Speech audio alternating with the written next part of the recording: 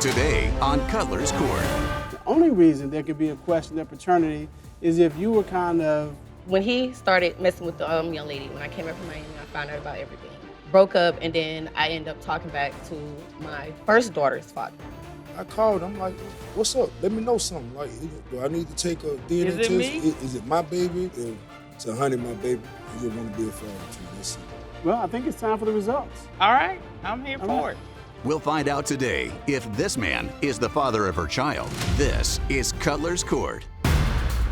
A Shawnquille Cornell is bringing her former fling to court to test the paternity of her child. Despite their past differences, she knows he will be a great father and hopes for the best outcome. Jamie Pruitt says he was initially told he wasn't the father. Now that there's a possibility the child is his, he's ready to learn the truth. Good day, Your Honor. This is case 1027, Cornell versus Pruitt. Thank you, Tashi. Ms. Cornell, there's some issues going on. You want some answers to some questions, and we're here to help you. So tell us what's going on. Your Honor, basically I'm here today to see if Mr. Jamie is the father of my 2-year-old daughter. We necessarily don't have a relationship as of right now. We did, but we don't have one right now. We're just basically trying to be sure that, you know, he could be my daughter's father. So we're just trying to see, because as of right now, it's been 2 years. She's 2 years old, and I feel like she do deserve a father. Tell me about how you met.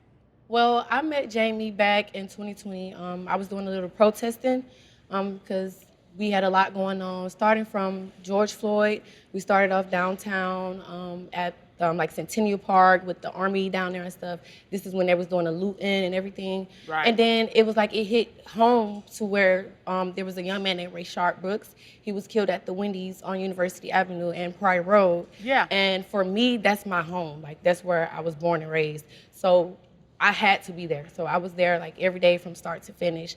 Basically, Mr. Pruitt was out there selling his T-shirts, like basically selling T-shirts for the movement at the time.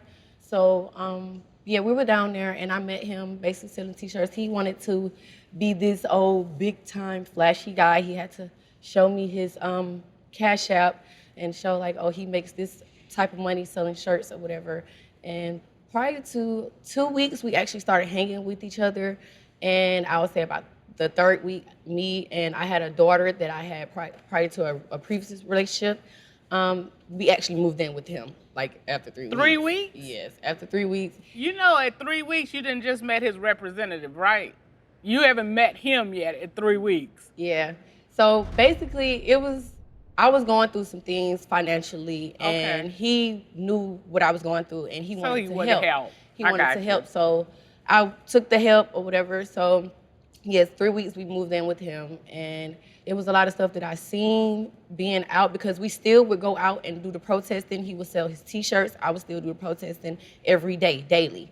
And I would see like little things that he would do to other females. Like, it would basically be like the same thing that he would do, that he did to get to me. Like showing off his Cash App, or telling people how much he make and how he travel and do this, and he's like this big time man or whatever. And so I started. When you see this, what's going through your mind when you see him doing this? When I seen him doing that, it was like, okay, I felt like he really didn't know what he wanted. He didn't know that for sure if he wanted me. So I feel like he still was out playing around. He was still flirting. He did it in my face multiple times. It even got to the point where he tried to add women to our relationship within us being together within a month. And I asked him, like, why would you want to do that? And we just got together. Like you said, we barely even really know each other, so why would we add anyone else to it? Right. And even with me asking him to stop, he still did it. So did you ever say to him, hey, I see what you're doing, I don't like it? I'm not gonna sit here and say that I told him, hey, I don't like it. And the only reason I say that is because from the beginning, I told him, from my previous relationship, I don't do sneaky. If we're gonna do that, then we're gonna let each other know from the beginning. Okay. That's what we're gonna do. And we didn't jump into it with, oh, we're gonna add people into this and we're gonna do this. No, we jumped into it that it was gonna be us for the time being. At the beginning of your relationship, you saw something in her, you decided to impress her, as she described, and it should have been the beginning of a great relationship. You know, you move in together after about 3 weeks. What happened? She exaggerated. Okay. Okay. How was she exaggerating? Yeah, she was coming over to my house. But as far as us staying together, we wasn't staying together. But she was coming back and forth from my house to her grandmother's house. Okay. So, but yeah, this, like she said, baby might be mine. Relationship was good. We vibed out real good with each other. When I met her, I was like, dang, that's a pretty little young thing right there. I had to get her. Skin was glistening, looking like chocolate, cocoa butter on it. I had to get her. But something happened because... It wasn't just me, it was both of us. Okay, what were y'all both doing? She wanted to point the finger at me and say that I was messing with these girls and this girl, but she was doing the same thing. How did you know she was messing with guys? I mean, you don't answer my phone calls. You don't call. I can call you 5 minutes ago, call you back 5 minutes. You don't answer it. You'll call me back or text me back. I'm busy. I call you when I'm done. All right, what you doing? What you doing that important? So you never done that? You never had somebody call you and text you and say, hey, I'm busy right now. I'll hit you up later? You never done that? Not me calling someone else or someone calling me, asking me to Someone talk to calling me. you. Somebody calling you and you're busy doing something and you just text them? I pick up the phone. Look, I'm busy right now. I call you right back. I'm working. So what was wrong when she did it? Or if I can't get the phone, but no, how she was playing about it. You don't run me. You don't do this. You don't do that. No, I ain't got to answer you. You know how women is sometimes. You look like y'all married. No, I don't. No, I'm not talking about you, dude. Oh, okay. I was like, all the other women, not you. All the other women. Everybody Oh, else. all the okay. other women. All right. All the other women, not you, Judge. Okay, so you said y'all were both doing stuff. You talked about what she was doing. What were you doing? Like she said, I mean, I ain't gonna say I was no player or nothing, but He said he's not a player, but he definitely is, because for the simple fact of you want to sit and say, oh, I wasn't answering my phone or this and that. First of all, at the time, Your Honor, I was also a dancer. You dropped me off. You took me to go to parties and dance. You took me to clubs. You knew what I was doing. Why would you be blowing my phone up in the midst of me supposed to be making my own money? Coming up. I'm not gonna lie, yes, I did call Mr. Jamie due to the fact that I know that he wanna be with me so much. And I got my pleasure. So yes, there is a chance that he could be. I also have a calendar, a conception calendar. Yes.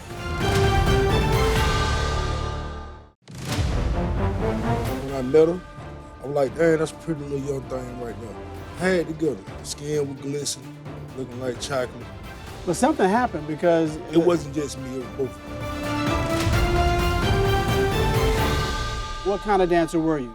Bikini dancer, basically, not even exotic, just bikini dancing. Okay. And my thing is, you say you're not this player, but the same place we protested every day, whenever I would leave, not even necessarily I had to leave, because he'd do it in my face. He'd flirt with everybody. He'd give out his T-shirts for free, like literally to nothing but females. And then he wasn't giving none to the brothers. He wanted to take money from them. Okay. Then it got to the point where... Hold on. He's smiling. Is that true? Is that true, Mr. Pruitt? You were giving T-shirts away to the ladies, but brothers had to pay for them? Everybody had to pay for them. Everybody. Males and females. Let me ask you now, something. What I would do, I would run a deal. Like if you buy two, I'd give you a cheaper price. Yeah, but two. yes, to acknowledge what she said, I did give a couple T-shirts away. One to her and one to the young lady sitting next to her. They got which is her best friend, and it was also a rumor that me and her best friend was sleeping with each other. So who started the rumor? Huh. Oh, okay. Were you messing with her best friend? No. Okay. Not at all. That's my friend as well. Okay. All right. Well, I'm not mad about giving out the shirts. I mean, you're a businessman. You're trying to jump up business. Free samples. People give out free samples of their wares. Okay, but it's okay if you give out free samples, but when you're giving out free samples to the same young lady that I see, that my best friend sees coming out of your house, and the same female that he is with till this day, same female that came up to me while we was protesting and asked me why his baby mom or his girlfriend to make sure she can get in where she fit in. All right, that's a whole lot. So is there a female that fits this category that Miss Cornell just described? It is. You got with this young lady after you two broke up? Not or while even they after. were still together? While y'all were still together? To be honest, while we were still talking, I was talking to But the he's other not a female. player. You heard him say that. Yeah, I heard it. But look, this is why. This is how the other girl came into play. She take off for a whole week to Miami. No call, no show. You must go. So did you go to Miami? I went to Miami with my family, yes I did, and I took my daughter, she was a month old, and we all went out there. Okay, in the midst of me being in Miami, I got phone calls from my best friend. You're having a time of your life with females. Okay, but wait a minute. Why didn't you take his calls? He wasn't even, that's a lie, he wasn't calling me. He's worried about the fact that I wasn't calling him, and I wasn't worried about him because he was having the time of his life, and I had the proof. Y'all waited till I left, and I wasn't there every day with you, and they decided to get together, do they sneaking around, and that's when they made their commitment. Whether when I came back, if I wanted to be with him or not when I came back from Miami, they were doing what they were doing. But Ms. Cornell, now here's my perspective. You know, as much as Mr. Pruitt may or may not have been doing with who or whoever, that really doesn't fully explain why there's a question of paternity, because the only reason there could be a question of paternity is if you were kind of doing your thing. The question in paternity is, I stopped, when he started messing with the young lady, when I came back from Miami, I found out about everything. We basically, stopped talking to each other. Broke up? So-called broke up, and then I ended up talking back to my first daughter's father. Okay. And basically, we were together. I would say me and him stopped talking, me and Mr. Pruitt stopped talking about the end of June. Okay. Second week of July. Yeah, July, second week of July. And I would say, me and my baby's father, we got together, immediately afterwards. And it was, late July, if I'm not mistaken, late July when I got pregnant. And it was, a day where me and my baby fathers, we wasn't doing too good, and it was a problem. So I'm not gonna lie, yes, I did call Mr. Jamie due to the fact that I know that he wanna be with me so much. So I called him because I knew that I could get my pleasure at the time being, and I got my pleasure. So yes, there is a chance that he could be. I also have a calendar, a conception calendar. Yes. Okay. So yes, I found out I was pregnant in August. We broke up around the second week of July. And once I found out I was pregnant in August, I was already about 5 or 6 weeks pregnant. And somewhere between the breakup and where the circle is where I actually found out I was pregnant. Right. Okay. So and between the breakup and the circle is where the conception was. Up next. If to honey my baby, I just want to be a father too. That's it. Well, I think it's time for the results. And when it comes to the paternity of 2-year-old Tiny Cornell, Mr. Pruitt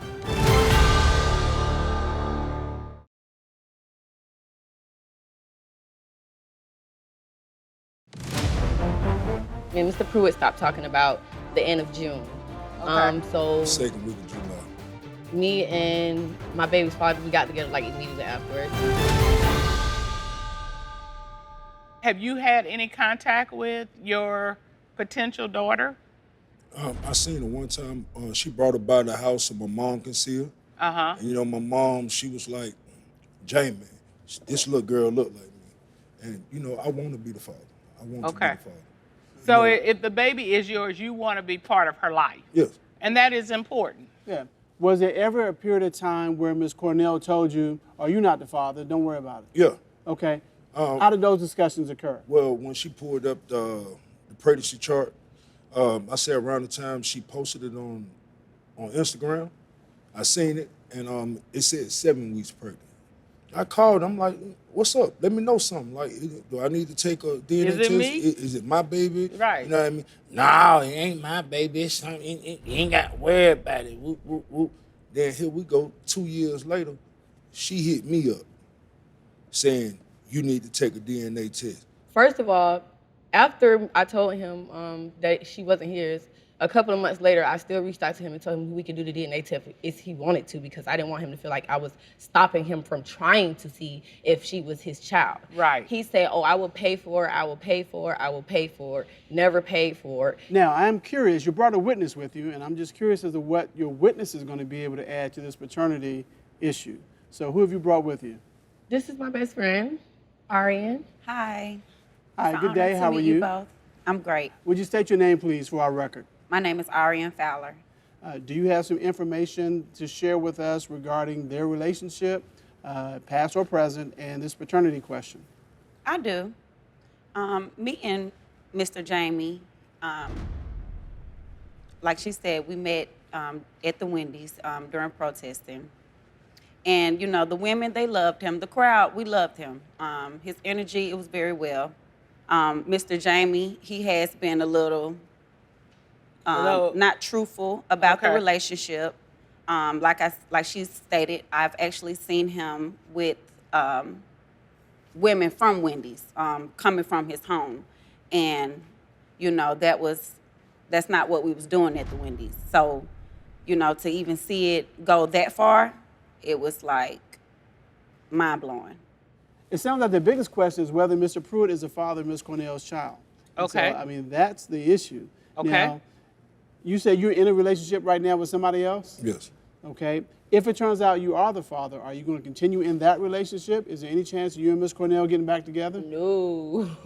Well, I'm asking him because She don't want me. that's not what I asked. No, I don't think so. Do you want her? So.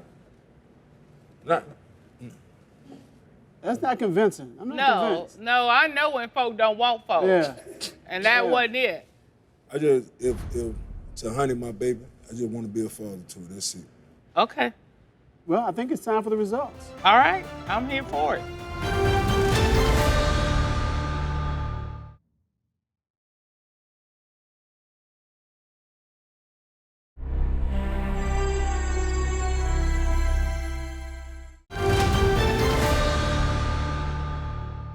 These DNA results were prepared by Living Good Lab Services.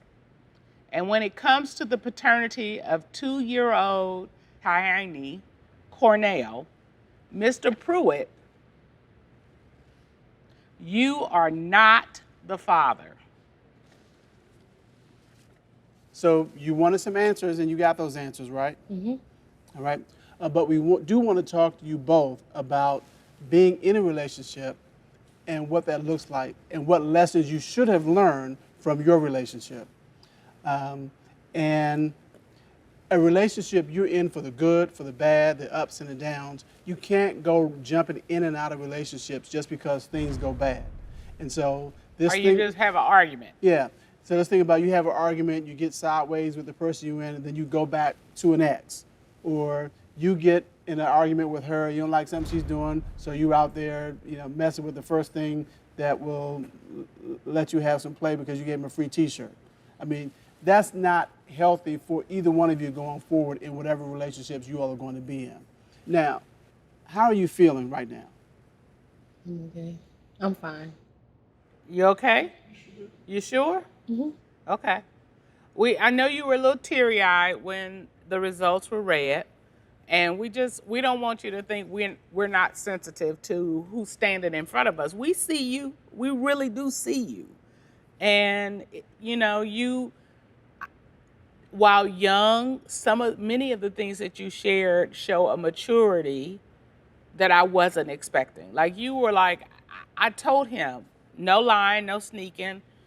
I'm not gonna keep telling you this. But just, again, I know you had some specific circumstances that led to some of this. And if you can avoid that, to give yourself time to get to know who you're with, it's gonna go a long way. Good luck to both of you. We are adjourned. I